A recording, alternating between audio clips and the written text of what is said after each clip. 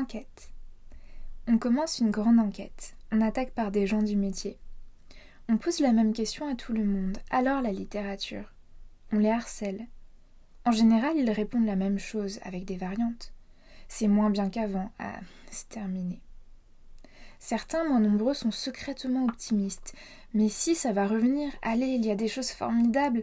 Ah, c'est invisible, c'est tout petit, ça repart, il y a des petites branches. Ah, il faut avoir l'œil. Il vous redonne du courage. Heureusement, il y a aussi des gens gentils qui vous prennent dans les bras, mais si elle va revenir, ils vous expliquent que c'est toujours comme ça, que c'est périodique. Allez, ce n'est pas grave. Les modernes et les anciens, ça tourne en changeant de costume à chaque fois, ce qui complique la tâche de quelqu'un qui veut s'atteler à une nécessaire histoire. Vous me direz, c'est le bon moment pour en faire une quand la chose est soi-disant en train de disparaître. La chute de l'Empire romain n'a été écrite que 4 siècles plus tard. C'est dommage, regardez les éruptions du Vésuve, les grandes choses décrites en temps réel par de grands chroniqueurs, contemporains, par chance, voisins de l'événement. Les autres artistes, les musiciens, les arrangeurs, les scénaristes, les philosophes sont aussi assez gentils et sont prêts à vous aider à faire le deuil. Ils compatissent, même s'ils sont secrètement ravis de voir s'effacer un sérieux concurrent. On n'est jamais si plein d'énergie et de mansuétude qu'à la mort d'un ennemi. Mais ils ne réagissent pas seulement en camarades et ou en industriels attentifs au paysage des ventes. Ils sont heureux qu'on les débarrasse de quelque chose qui, au fond, les avait toujours emmerdés. Ils n'en pouvaient plus de la littérature. Vous avez poussé le bouchon trop loin. L'art pour l'art, vous nous avez fait croire que c'était engagé, des textes difficiles pour résister à la langue ordinaire, celle de la soumission. En fait, vous êtes élitiste.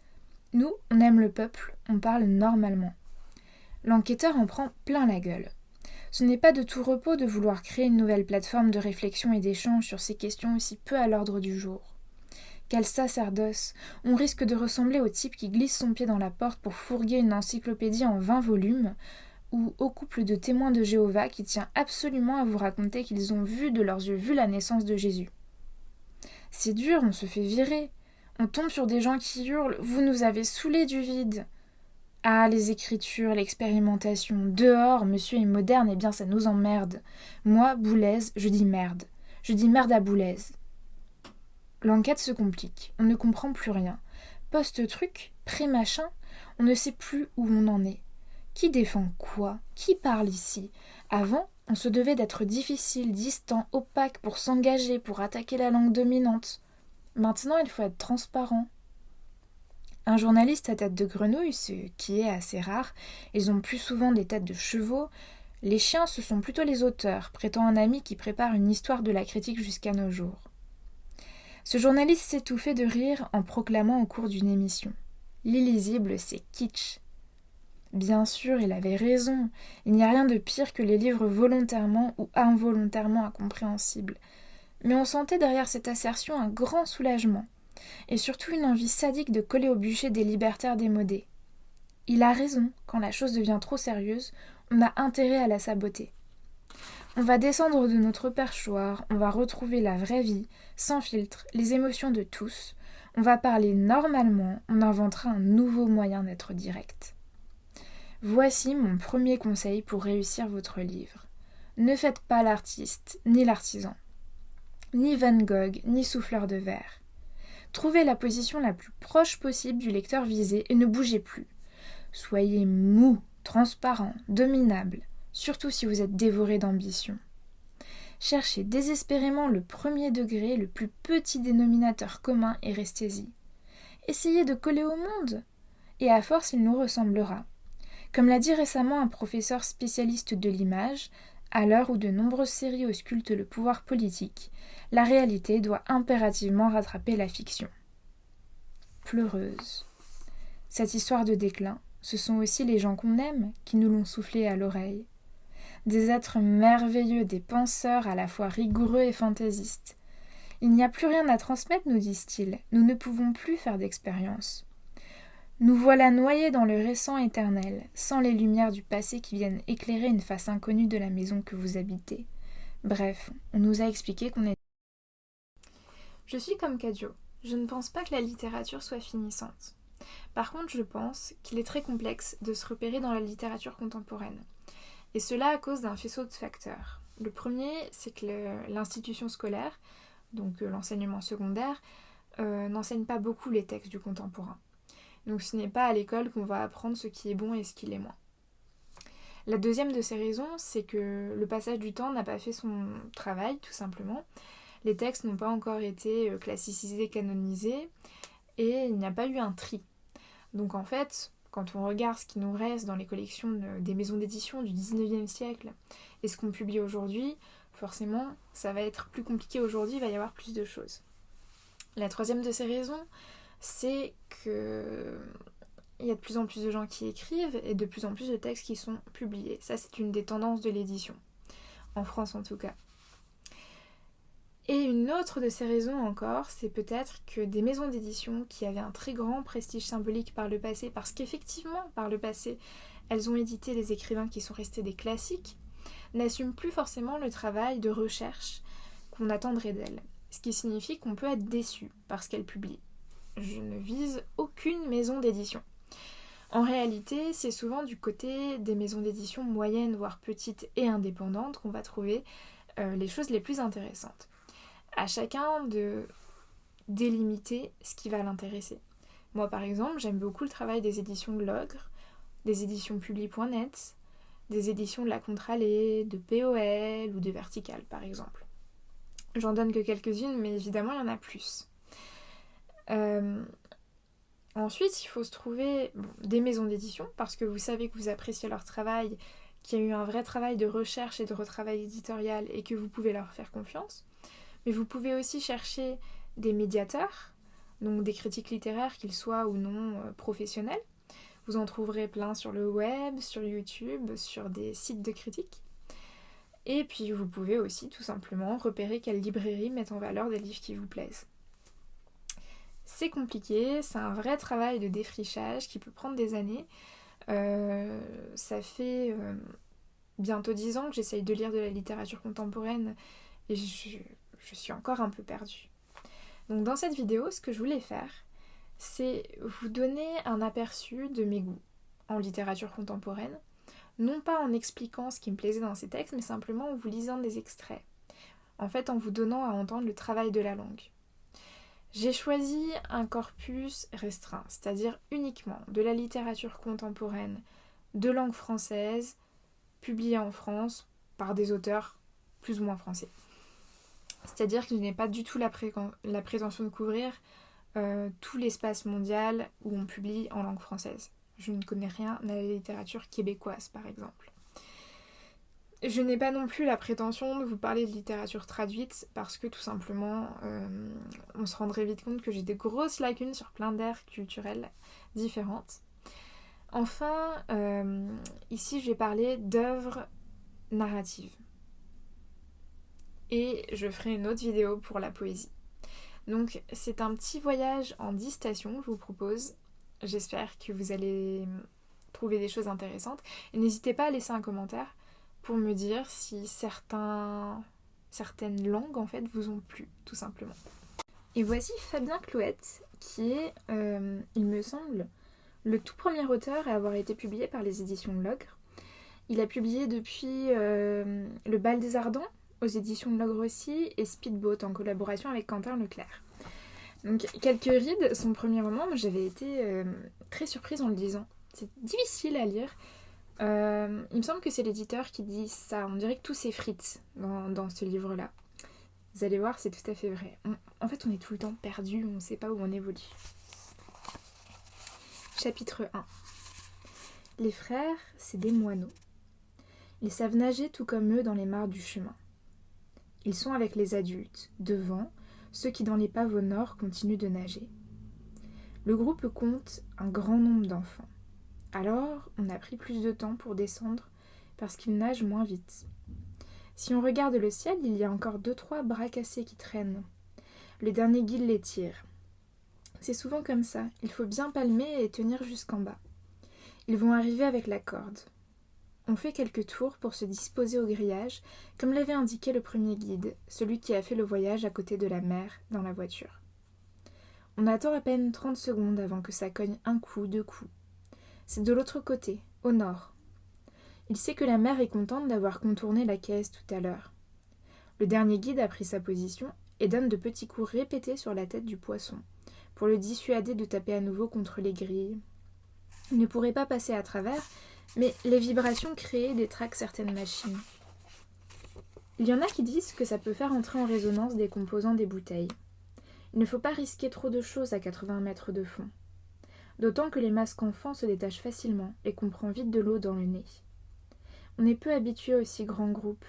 D'ici, on peut voir le mérou géant immobile, sonné par les coups, la grosse peau grise et verte. Les guides le disaient tous, plus de taches jaunes à cet âge. On ne sait pas pourquoi il a grandi là, sans sortir du bac, grand maintenant, comme une petite voiture, incapable de quitter l'épave. C'est une aubaine pour la compagnie de plongée. Il commence à connaître le déroulement des journées dans la fosse. Toujours les têtes de petits poissons coupés, les roussettes déchiquetées qu'il lance à travers plusieurs grilles, pas toujours les mêmes. Aujourd'hui, c'est dans les hublots au nord. Ça fait des nuages, pas vraiment rouges, plutôt marron. On n'y voit rien et tout à coup vous êtes seul, vous, la mer et le mérou géant. Maintenant, je vais passer à Marie Connet, qui a publié plusieurs textes aux éditions de l'Ogre, dont Cordélia Laguerre, que j'ai ici. Et une traduction des Métamorphoses qui est très très belle, parce que Marie Connet est, me semble-t-il, professeure de lettres anciennes. Mais j'avais envie de vous lire un extrait d'Akero que je n'ai pas chez moi. Donc j'ai imprimé quelques pages et je vais vous les lire. Et c'est un texte qui est paru en 2017. Tombé au fond de ma grotte, j'ai perdu l'essence. Sur les parois, de grands signes d'animaux, un bison blessé, une flèche lui traverse l'estomac, un petit bonhomme dessiné comme un bâton, le sexe du petit bonhomme comme un bâton, dressé. Tendu vers le bison, vers sa proie et chasse, etc. J'ai un moment de vertige. Normal. L'église, la capuche, le turban d'un Christ à mobilette, les branchettes et les os que ramassait la fille qui parlait patois, comme ma grand-mère et un peu ma mère, malgré l'école et la République. Les bêtes m'environnent. Il se passe quelque chose alors que c'est fini, que je n'attends plus aucun prodige, je rapetisse. Je l'ai dit déjà, j'ai rapetissé dans la grotte. Je suis minuscule, comme la dame à la capuche. Je vois bien mes genoux sur lesquels je pose ma tête, de la taille d'un dé. Mes pieds, n'en parlons pas, ils n'étaient déjà pas bien grands. Les vêtements bâillent, je pense que ça n'arrange pas mes affaires, cette histoire de rétrécissement. Je crois bien que pour l'ascension, c'est fichu. Il faudra trouver autre chose, et si c'est passionnant de chercher comment sortir de pièces hermétiquement closes, si c'est le grand jeu ou l'enjeu de toute l'histoire ou de toutes les histoires, en attendant, je ne fais pas la maligne. Seules les formes rouges et ocres me regardent. On dirait qu'elles tremblotent, mais c'est ma peur qui les fait trembloter. Ma peur fait trembloter les dessins des hommes qui les premiers ont connu la peur, pire que ça.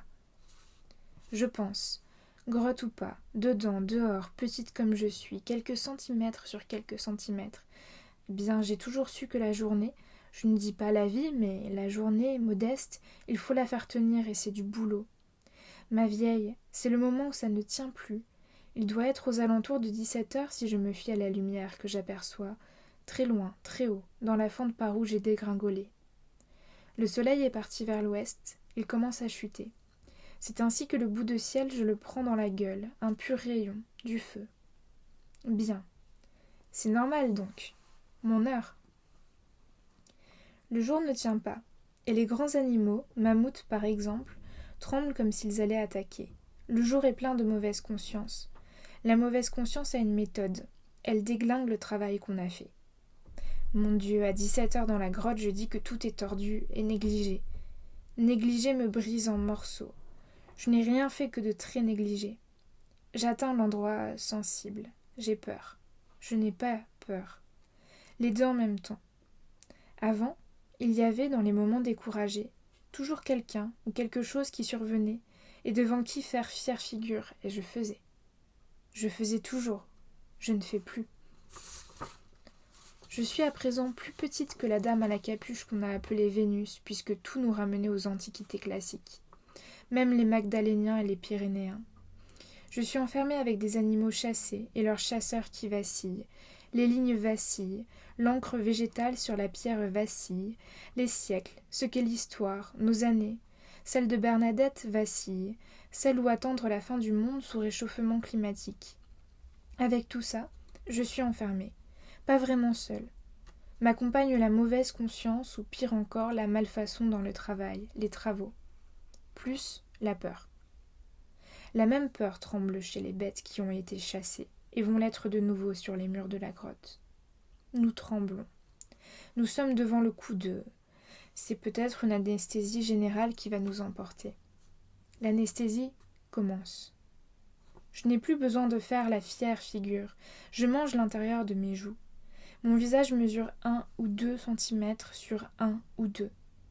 Quand tu vois les grandes bêtes chanceler, tomber sous leur poids de mammouth et bison et gnou, quelque chose comme ça, tu le sais, la vie ne tient pas ou pas bien ou pas seule. Ça se brise n'importe où, aux genoux, à la taille, au moral. Le miracle va jusqu'au bout et ce n'est pas une chance, jusque-là on avait évité. Tu vois bien que la grosse bête tombe de tout son haut, le ciel tombe avec elle, et sur toi, le soleil d'ouest parce que la soirée avance. La vie qu'il faut faire tenir et l'idée toute triste, dressée jusqu'à la fente où le soleil rougit maintenant. L'idée toute triste qui rivalise avec le guerrier du néolithique ou quelque chose comme ça, qui a tué le bison et bande encore vers lui. Une fois mort, sa flèche et son sexe. L'idée toute triste, c'est que les choses tombent à genoux, ne tiennent pas la route ou le coup, elles vont jusqu'au bout. Cette idée de miracle qui va jusqu'au bout me terrorisait dans la chambre ou l'infirmerie d'enfance. La mort viendrait, la première, puis une autre. Les rideaux tremblaient devant la fenêtre de ma chambre ou de l'infirmerie où veillait sœur Saint-François. En 2016, Annie Ernaux a publié chez Gallimard Mémoire de fille. Le dernier texte qu'elle ait publié, d'ailleurs, me semble-t-il, et il appartient, comme les autres, à la méthode qu'elle applique à l'écriture et qu'elle appelle l'auto-sociobiographie. Je vais vous en lire un extrait du tout début. Il n'y a aucune photo d'elle l'été 1958. Pas même une de son anniversaire, c'est 18 ans qu'elle a fêté là, à la colonie. La plus jeune de tous les moniteurs et monitrices. Son anniversaire qui tombait pour elle un jour de congé. Si bien qu'elle avait eu le temps d'acheter en ville, l'après-midi, des bouteilles de mousseux, des boudoirs et des chamonix oranges. Mais il n'avait été qu'une poignée à être passée dans sa chambre, boire un verre et grignoter. S'éclipsant vite, peut-être déjà devenue infréquentable ou seulement inintéressante, parce qu'elle n'avait apporté à la colonie ni disque, ni électrophone. De tous ceux qui l'ont côtoyée cet été 1958 à la colonie de Hesse dans l'Orne, est-ce qu'il y en a qui se souviennent d'elle, cette fille ? Sans doute personne. Ils l'ont oubliée, comme ils se sont oubliés les uns les autres, tous dispersés à la fin septembre, retournés dans leur lycée, leur école normale d'instituteurs, d'infirmières, leur centre d'éducation sportive, ou sommés de rejoindre le contingent en Algérie. Satisfaits la plupart d'avoir passé des vacances pécuniairement et moralement rentables à s'occuper d'enfants. Mais elle, oubliée sans doute plus vite que les autres, comme une anomalie, une infraction au bon sens, un désordre, quelque chose de risible dont il serait ridicule de s'encombrer la mémoire. Absente de leurs souvenirs de l'été 58, réduit peut-être aujourd'hui à des silhouettes floues dans des lieux vagues, à ce combat de nègres dans une cave pendant la nuit qui constituait, avec relâche, leur blague favorite. Disparue donc de la conscience des autres, de toutes ces consciences imbriquées en ce lieu précis du département de l'Orne, en cet été précis, ces autres qui évaluaient les actes, les comportements, la séduction des corps de son corps à elle, qui la jugeait et la rejetait, haussait les épaules ou levait les yeux au ciel à l'énoncé de son prénom à elle, à propos duquel l'un d'entre eux était faraud d'avoir trouvé le jeu de mots « Annie, qu'est-ce que ton corps dit ?»« Annie Cordy, haha !» Définitivement oubliée des autres, fondue dans la société française ou ailleurs, dans le monde, mariée, divorcée, solitaire, grands-parents retraités aux cheveux gris ou teints, irreconnaissable. J'ai voulu l'oublier aussi, cette fille. L'oublier vraiment, c'est-à-dire ne plus avoir envie d'écrire sur elle. Ne plus penser que je dois écrire sur elle, son désir, sa folie, son idiotie et son orgueil, sa faim et son sang tarit. Je n'y suis jamais parvenue. Toujours des phrases dans mon journal, des allusions à la fille de S, la fille de 58. Depuis 20 ans, je note 58 dans mes projets de livres. C'est le texte toujours manquant, toujours remis, le trou inqualifiable. Je ne suis jamais allée au-delà de quelques pages, sauf une fois, une année où le calendrier correspondait jour pour jour à celui de 1958. Le samedi 16 août 2003, j'ai commencé d'écrire. Samedi 16 août 1958, j'ai un jean racheté 5 000 francs à Marie-Claude qu'il avait eu chez Elda à Rouen pour 10 000 et un pull sans manches bleu et blanc à rayures horizontales. C'est la dernière fois que j'ai mon corps. J'ai continué d'écrire tous les jours, rapidement, en tâchant de faire coïncider exactement la date du jour où j'écrivais avec celle du jour de 1958, dont je consignais en désordre tous les détails qui ressurgissaient. C'était comme si cette écriture anniversaire, quotidienne, ininterrompue, était la plus à même d'abolir l'intervalle des 45 années, comme si, à cause de ce jour pour jour des dates, l'écriture me donnait un accès à cet été-là, aussi simple et direct que de passer d'une pièce à l'autre. Très vite, j'ai pris du retard sur les faits dans mon écriture, à cause des ramifications incessantes que l'afflux des images, des paroles faisait proliférer. Je n'arrivais pas à enfermer le temps de l'été 58 dans l'agenda de 2003. Il me débordait continuellement. Plus j'avançais, plus je sentais que je n'écrivais pas vraiment. Je voyais bien que ces pages d'inventaire devraient passer dans un autre état, mais je ne savais pas lequel.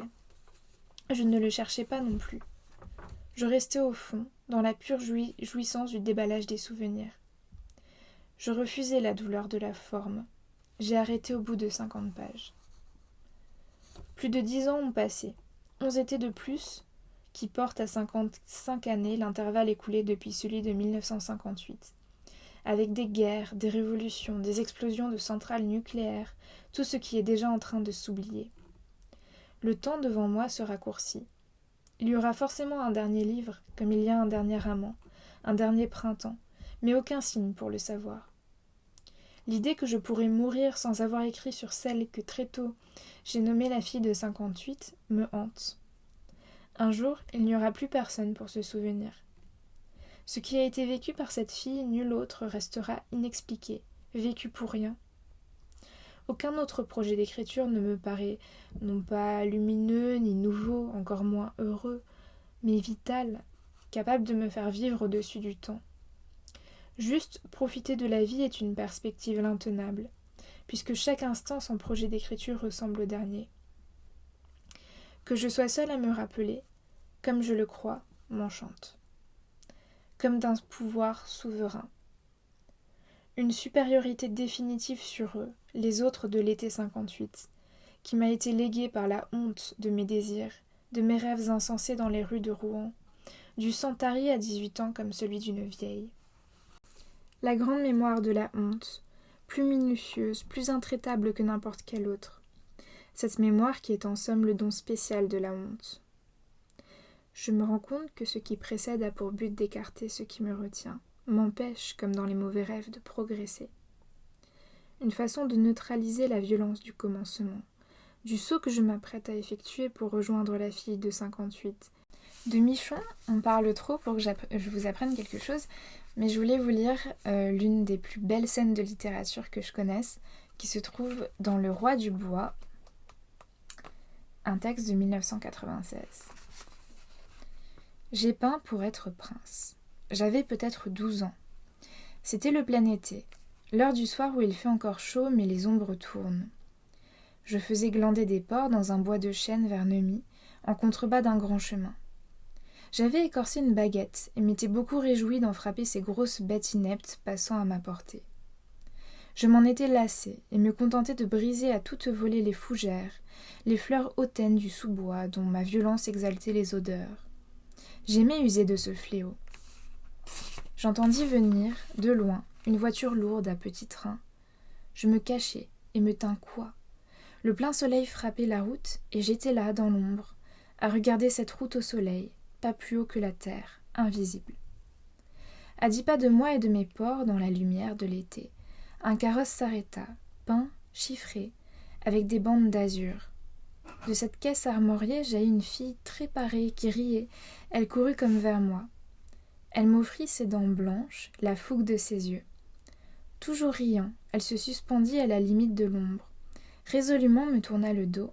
Un interminable instant, elle se campa dans ce soleil, marbré de feuilles où flambèrent ses cheveux.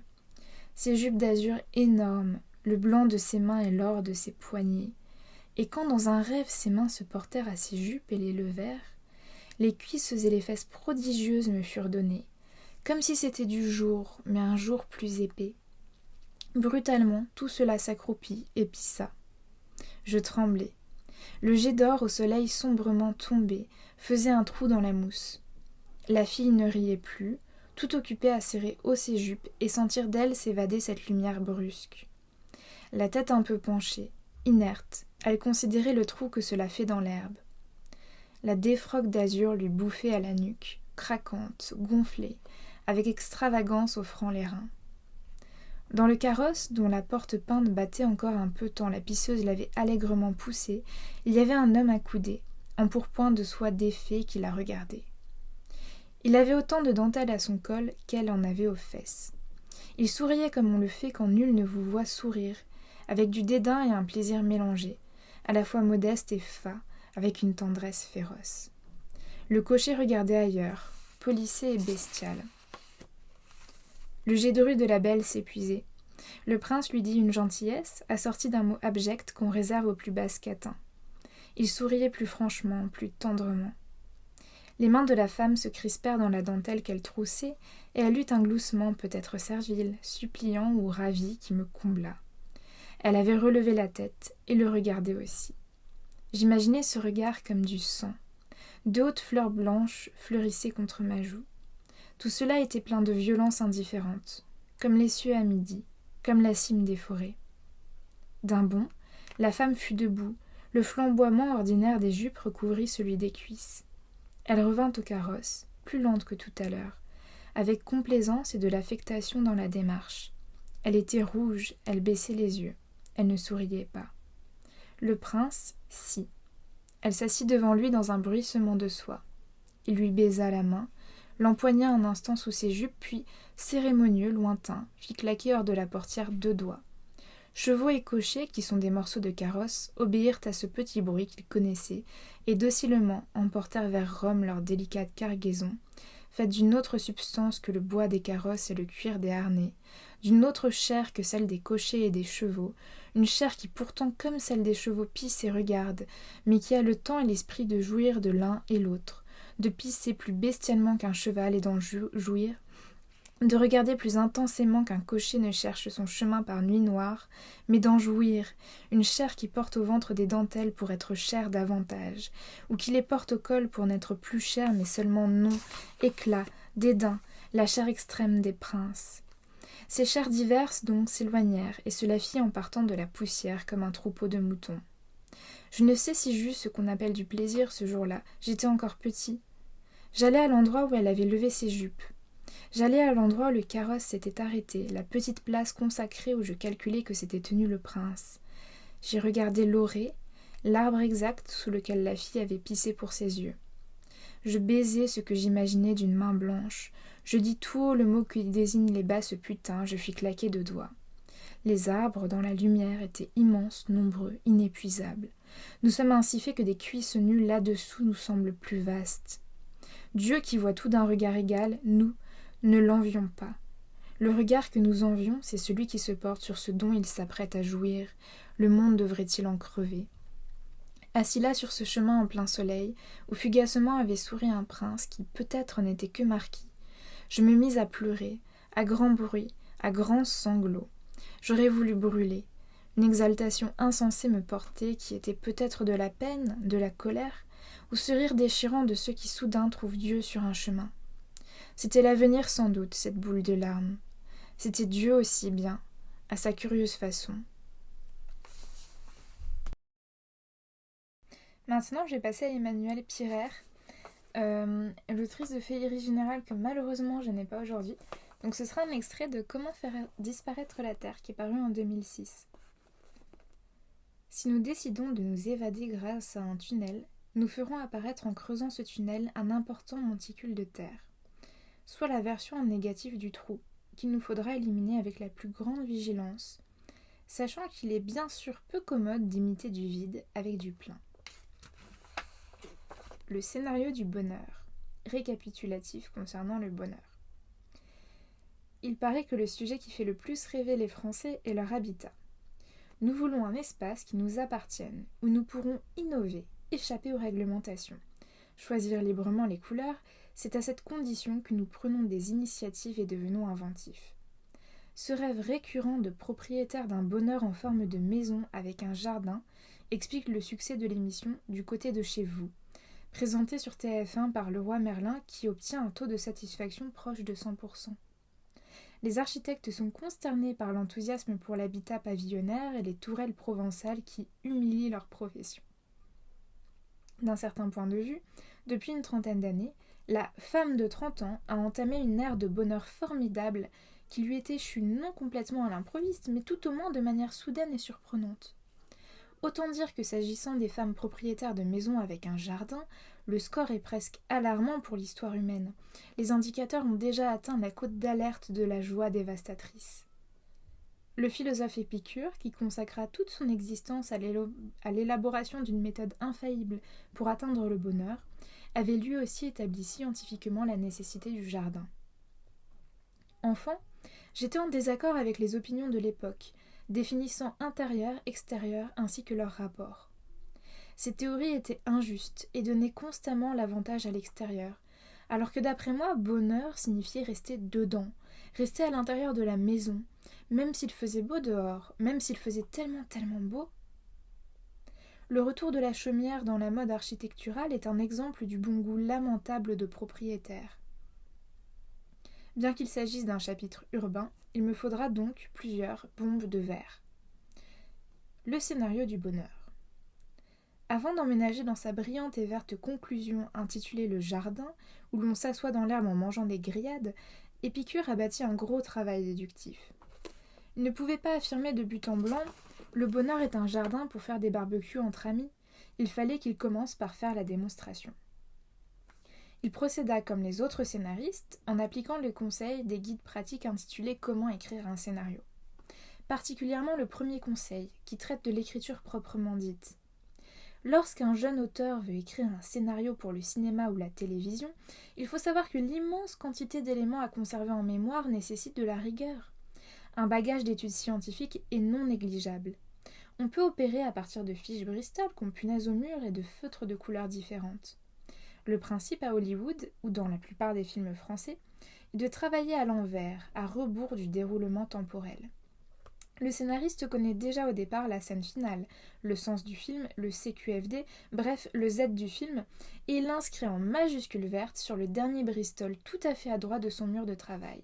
Z. Et de là, il déduit petit pas après petit pas le mur tout entier. S'il travaille bien, on dit qu'il peut refaire sa tapisserie en une centaine d'heures. Il déduit à toute allure les personnages, leur psychologie et leurs idées fixes, leurs meubles de cuisine, les rebondissements, la profession des parents. Le deuxième conseil des guides concerne le milieu du cinéma ou de la télévision, qu'il faut savoir séduire, qui a ses ramifications, ses codes, qui est une grande famille. Vous aurez besoin de persévérance, c'est un microcosme chaleureux mais qui peut sembler fermé au premier abord, à vous de savoir vous faire adopter. Épicure n'en était pas là. Il existe toutes sortes de Z pour conclure un film. Et ce sont ces Z, avec leur identité personnelle, qui enclenchent l'ambiance générale qui sera celle du film. Par exemple, Z égale l'oncle est enfin libéré mais la sentence d'un conflit gronde dans le lointain. Ou Z égale ils s'embrassent. Ou Z égale elle se rend enfin à l'évidence et comprend qu'elle ne fera jamais carrière dans la couture. Ou Z égale en fait c'était le docteur dont le trafic d'ovocytes britannique était sur le point d'être découvert. Chacun de ces Z implique un film singulier, avec son esprit et ses manies bien à lui. Épicure déboucha donc le feutre vert et écrivit son Z sur la feuille Bristol du bout à droite, jardin où nous passons agréablement notre temps. Après quoi, il se mit à déduire la cosmologie, la biologie, la religion et tous les paramètres utiles pour en arriver là. Un Z d'un très grand calme, un Z vert sentant la brochette. Il décomposa et décomposa le problème en ses plus petits éléments. Il se dirigea vers l'extrémité gauche du mur, Bristol après Bristol. Il décomposa, décomposa, décomposa. Une décomposition qui dura beaucoup plus de 100 heures, où il entreprit de retapisser l'univers. Récapitulatif concernant le tri de la compagnie. Épicure rédigea pendant plusieurs années environ 300 volumes. Sa gentillesse le conduisait à rédiger des conclusions provisoires et à les envoyer par courrier à ses amis. Il n'était pas si facile d'être l'ami d'Épicure, malgré les simplifications. Il fallait une grande capacité d'absorption épistolaire. Le philosophe Épicure sélectionnait ses amis par correspondance en projetant dans leur direction des lettres très riches de sens.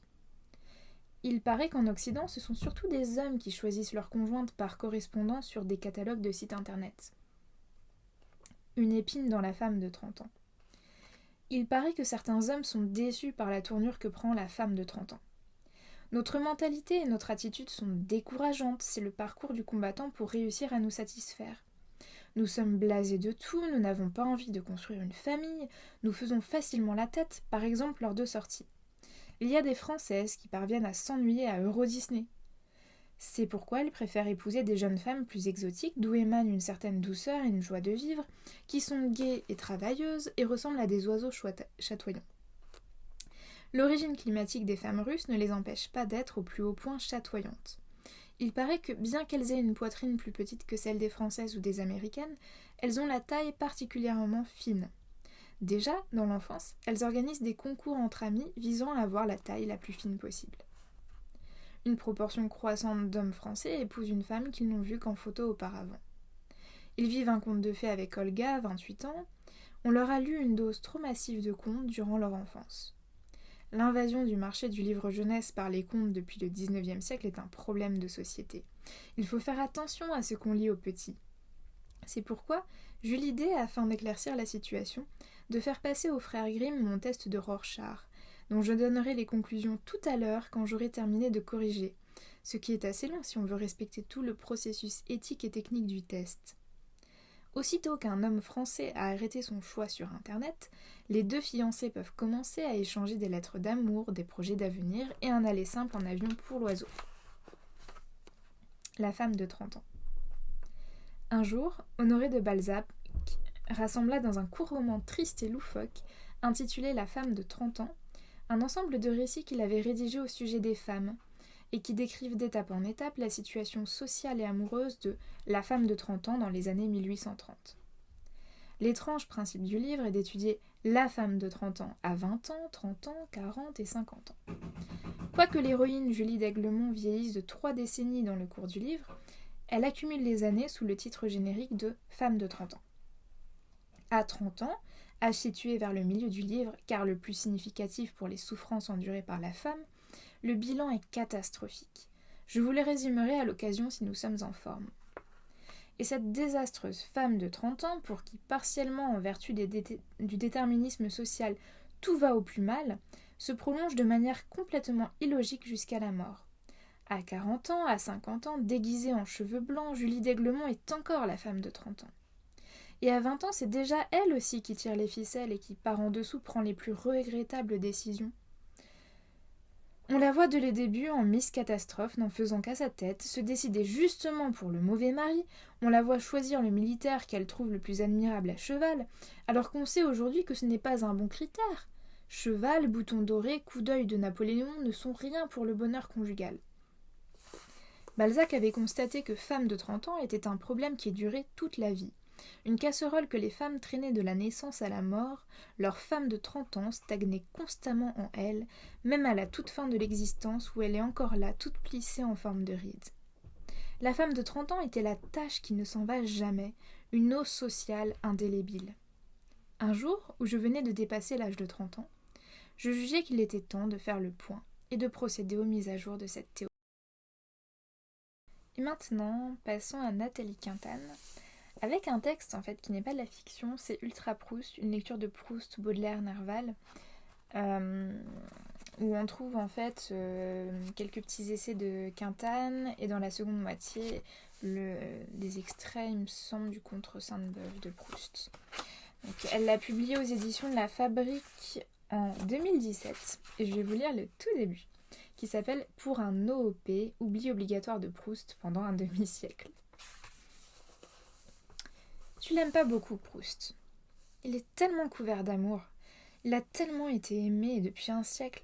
Tu te demandes comment un petit baiser supplémentaire peut bien se loger sans se noyer dans ces litres de salive déposés depuis tant de temps. Ou alors tu te demandes ce qui peut bien encore respirer sous une telle quantité d'amour, comme s'il avait prévu l'étouffement auquel ce qu'il a écrit allait devoir faire face par son asthme.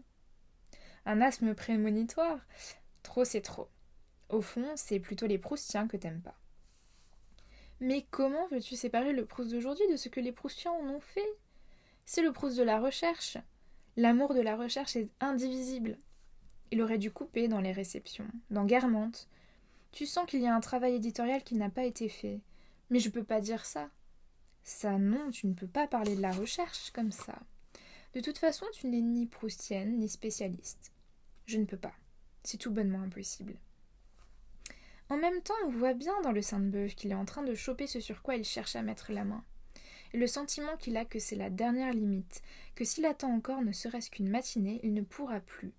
Que ça demande tout de même ce sur quoi il vient de mettre la main, non seulement des capacités cognitives spéciales, j'ai écrit un texte là-dessus, sur l'idée qu'un poète moderne se doit de posséder des capacités cognitives spéciales, et lui-même Proust explique que si la sensation est supérieure à l'intelligence, il lui faut cependant l'intelligence pour la ressaisir, mais une discipline de travail, une discipline personnelle, l'entrée dans une autre forme de vie, comme on dit aujourd'hui, c'est-à-dire une conversion.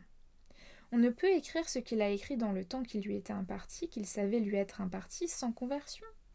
Une conversion à la littérature. Et c'est là que commencent les problèmes. En tout cas, mon problème. Tu ne t'es pas converti à la littérature? Je pense que ce n'est pas un service à rendre à la littérature. Ah, donc tu t'es un peu converti à la littérature, mine de rien, puisque tu penses que ce n'est pas rendre un service à la littérature que de se convertir à la littérature. Service. Tu connais des gens autour de toi qui ne soient pas convertis à la littérature? Tu dis toi-même que les amphis de lettres sont au mieux occupés par une demi-douzaine de jeunes filles ayant échappé aux classes passerelles et que sur les chaises du festival de Bip, la moyenne d'âge est de 65 ans. Justement, si tous ceux qui n'y vont pas n'étaient pas convertis à la littérature, ils peupleraient les amphis et le festival de Bip de manière bien plus harmonieuse et moins heurtée.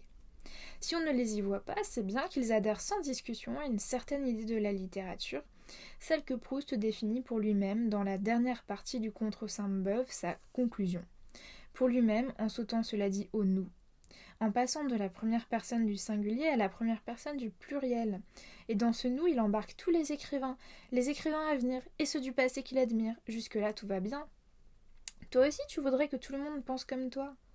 Attends, tu crois qu'on fait comment quand on est en minorité? Attention, je ne me compare pas à Proust. Mais quand tu lis sa correspondance et toutes ses circonvolutions et tous les cheveux qu'il se faisait à propos de son article, et est-ce que mon article va être pris ou pas, et il faut que je prenne rendez-vous avec Calmette ou non, avec son secrétaire ou non, avec la sœur du secrétaire de Calmette. Et est-ce que je ne devrais pas faire un cadeau au secrétaire de Calmette? Non, à Calmette via son secrétaire. Exact. Et donc, quel cadeau? Non mais tu imagines, quel cadeau peut être élégant sans être obséquieux, chic sans être tape à l'œil, du chic juste? Quel éventail, quel stylographe, quelle boîte, quel porte-cigarette. Compagnon raconte ça, l'histoire du porte-cigarette. Il a plein d'anecdotes, c'est truffé d'anecdotes, forcément la vie de Proust. Et tous les lecteurs de Proust ont envie de connaître les anecdotes de la vie de Proust. Ils en ont rien à carrer du Contre Sainte-Beuve, ils veulent savoir. Est-ce que le porte-cigarette était comme ceci ou comme ça? Est-ce qu'il était mordoré avec des poils, etc. En fait, il était en moire noir, avec un chiffre en brillant de chez Tiffany. Compagnon raconte ça. Compagnon... Le compagnon?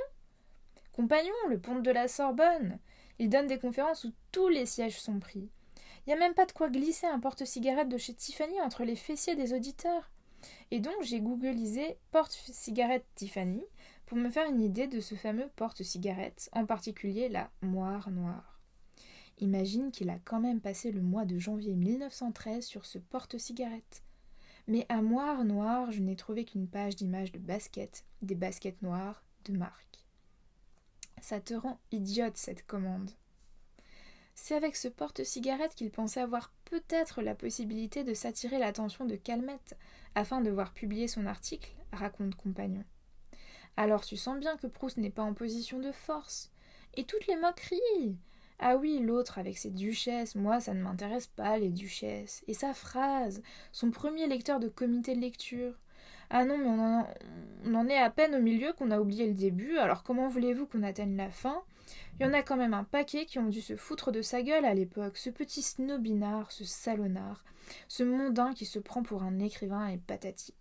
Alors, il était important pour lui-même et contre les autres, c'est-à-dire contre la conception dominante de la littérature nommée Sainte-Beuve, de tenter de cerner une esthétique, soit de poser, dans la langue même qu'il s'est trouvée, et comme une trouvaille supplémentaire peut-être, des lignes d'assises, une chair de laquelle cela s'écrit, et que cela superviserait si ce n'était pas d'ores et déjà cuit dans la papillote, pardon, la paperole, dans la phrase, quoi. Ça fait partie de l'histoire de la littérature, en somme, mais tu n'es pas historienne de la littérature. Alors, d'une part, ça fait partie de l'histoire de la littérature, d'autre part, ça n'en fait toujours pas partie, puisque la conception générale qu'on se fait de la littérature aujourd'hui est celle de Proust, qui donc n'est pas encore vraiment entrée dans l'histoire. Ce qui est important, ce sont les conceptions encore actives, même si elles datent du 19e. Tu sais, l'idée de la littérature qui a dominé en France jusqu'aux années 50, c'est celle de Sainte-Beuve. Moi-même, je me souviens qu'au lycée, dans les années 80, on avait encore les Lagarde et Michard.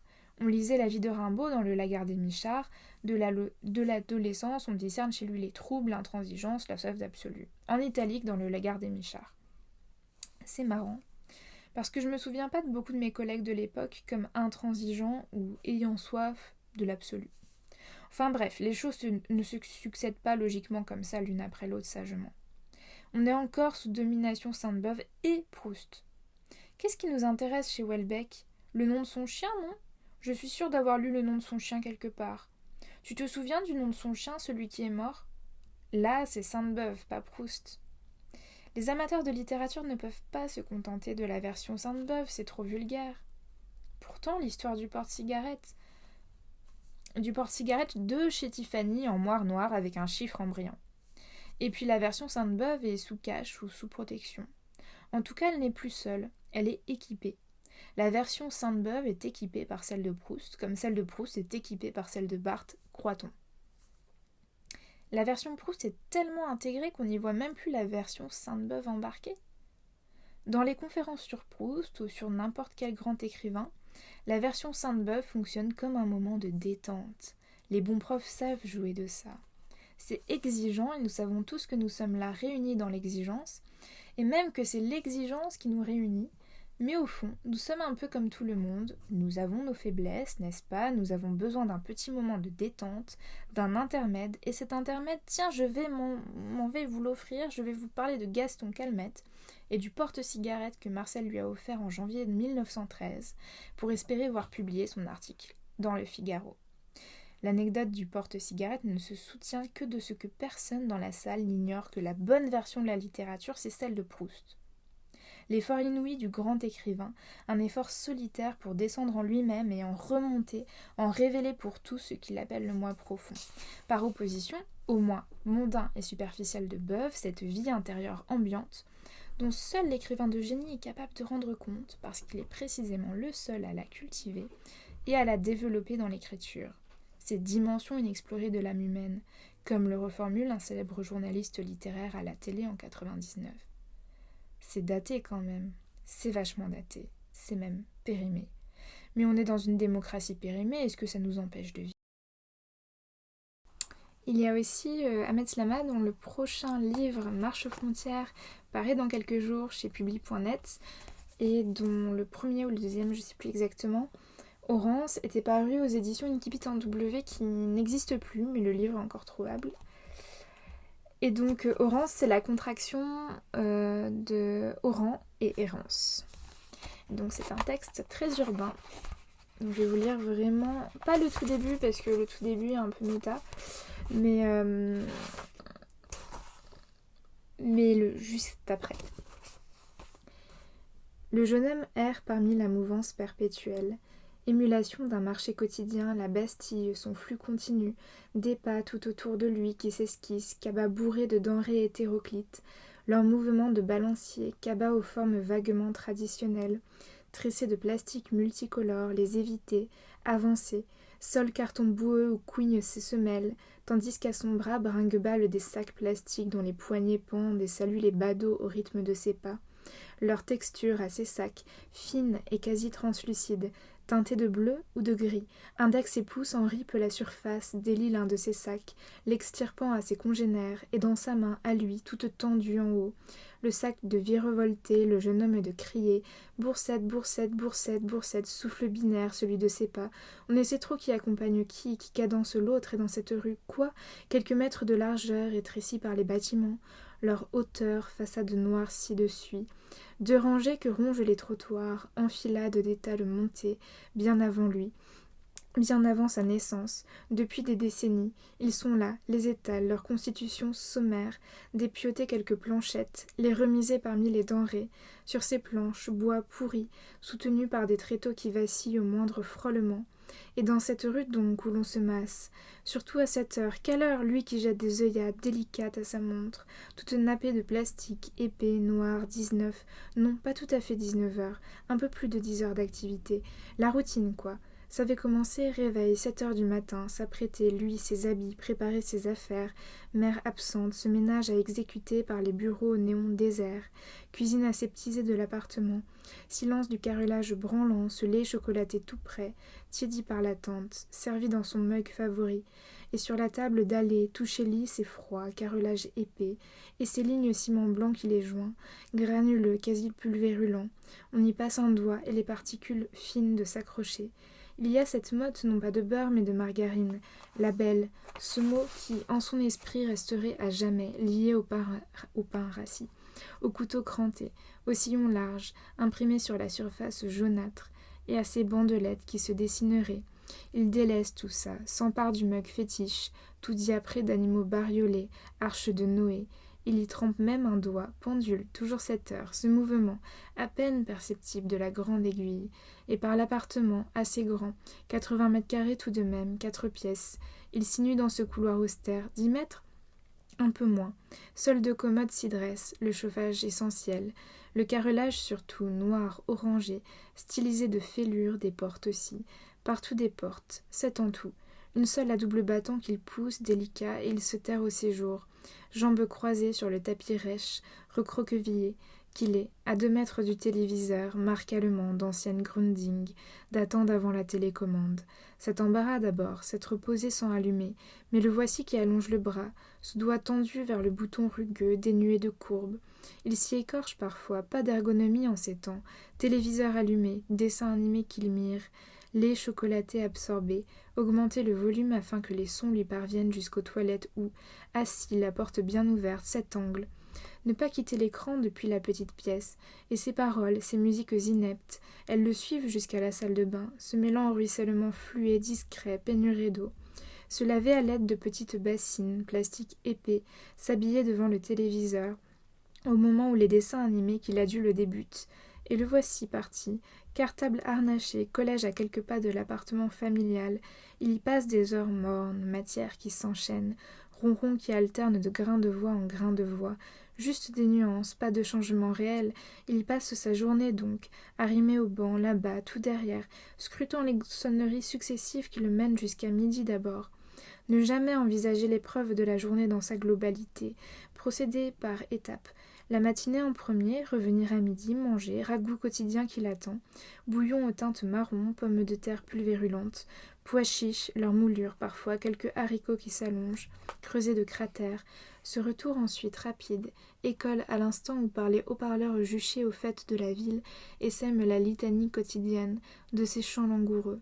On se remettait en place, salle baissée, laissée un temps vide, ce recoin-là, derrière, tout derrière, il s'y nichait jusque-là, jusqu'à errer par la rue de la Bastille, sa foule après avoir troqué son cartable contre le paquet de sachets en plastique, rouleau épais qu'il émiettait contre une piécette ou deux, et, tandis que les loupiottes, celles des lampadaires dominant le marché à ciel ouvert, s'illuminaient, la foule agglutinée là, progressive, se désagrégeait, Journée seconde qui s'achevait, lui de cheminer vers ce troquet là-bas, rue perpendiculaire à celle de la Bastille, parmi les tables granulées de miettes, celles des sandwichs successifs.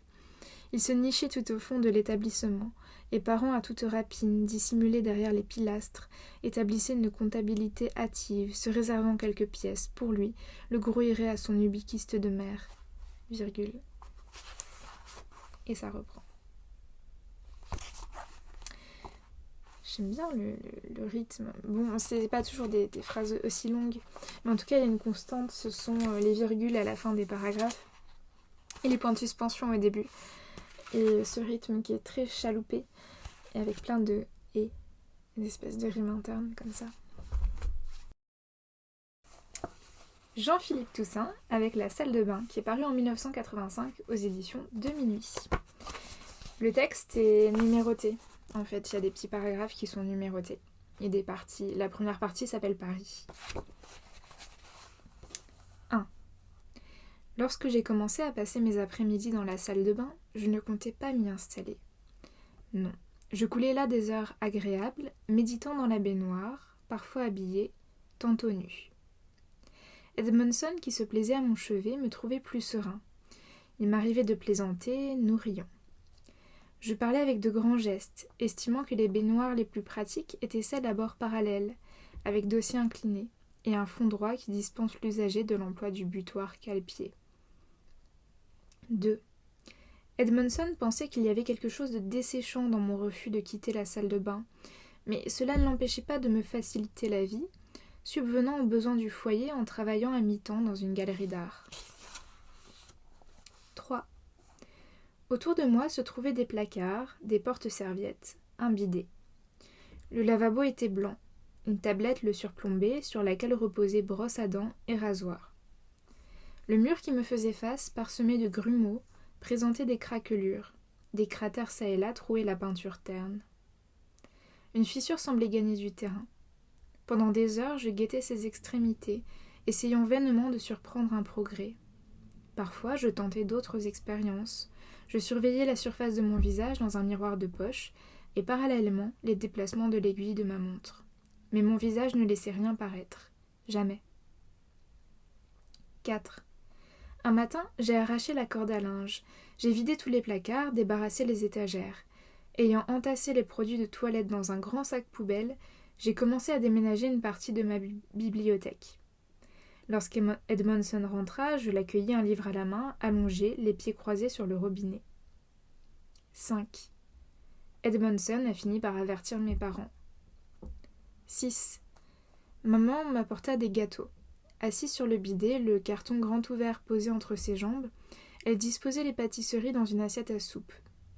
Je la trouvais soucieuse depuis son arrivée. Elle évitait mes regards. Elle releva la tête avec une lasse tristesse, voulut dire quelque chose, mais se tut, choisissant un éclair dans lequel elle croqua. « Tu devrais te distraire, me dit-elle, faire du sport, je ne sais pas moi. » Elle s'essuya le coin des lèvres avec son gant. Je répondis que le besoin de divertissement me paraissait suspect. Lorsque, en souriant presque, j'ajoutai que je ne craignais rien moins que les diversions, elle vit bien que l'on ne pouvait pas discuter avec moi, et machinalement me tendit un millefeuille. 7. 2 fois par semaine, j'écoutais le compte-rendu radiophonique du déroulement de la journée de championnat de France de football. L'émission durait 2 heures. D'un studio parisien, le présentateur orchestrait les voix des envoyés spéciaux qui suivaient les rencontres dans les différents stades. Étant d'avis que le football gagne à être imaginé, je ne ratais jamais ces rendez-vous. Bercé par de chaudes voix humaines, j'écoutais les reportages, la lumière éteinte, parfois les yeux fermés. 8.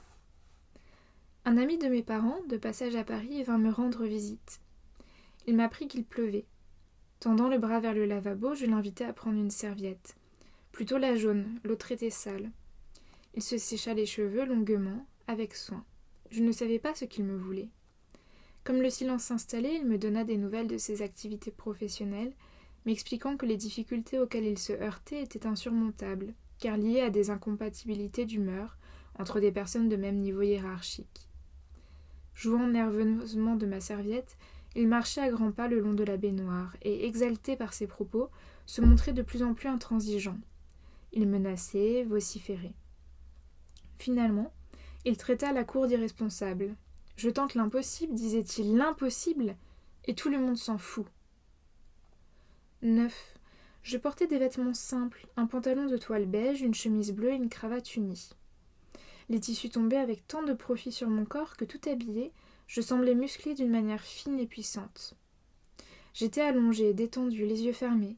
Je songeais à la dame blanche, le dessert, boule de glace à la vanille sur laquelle on épanche une nappe de chocolat brûlant. Depuis quelques semaines, j'y réfléchissais. D'un point de vue scientifique, je ne suis pas gourmand, je voyais dans ce mélange un aperçu de la perfection. Un mondrian.